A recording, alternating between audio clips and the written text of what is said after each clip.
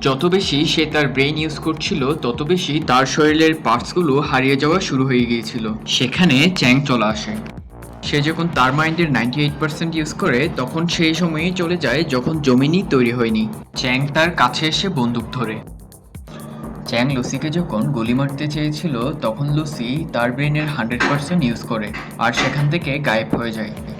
এদিকে অফিসার পিছন থেকে এসে চ্যাংকে মেরে ফেলে।